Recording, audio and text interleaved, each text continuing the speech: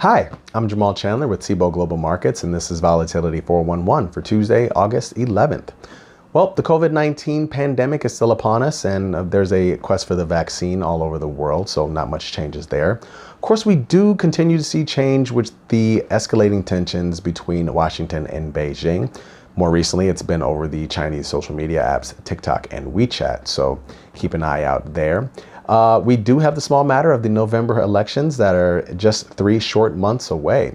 And what's been fascinating to watch today has been the rotation in certain sectors. So we've seen value bouncing back. You see growth and momentum are down, and small caps have been outperforming, as my colleague Kevin mentioned yesterday. With all that together, the S&P 500 index is up for an 8th straight day and knocking on the door of all-time highs that we saw in February. The index has a reading of about 3370 as I sit here. VIX index continues its small descent daily.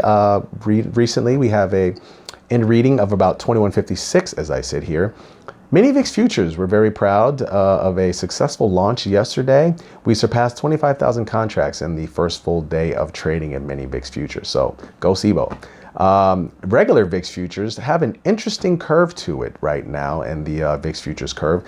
The front has a steep contango, so you see the August futures, the SEP futures, of course the peak in the October futures, and then the descent into Nov in December, and of course a tiny peak again in Jan, and then trails out to February and March.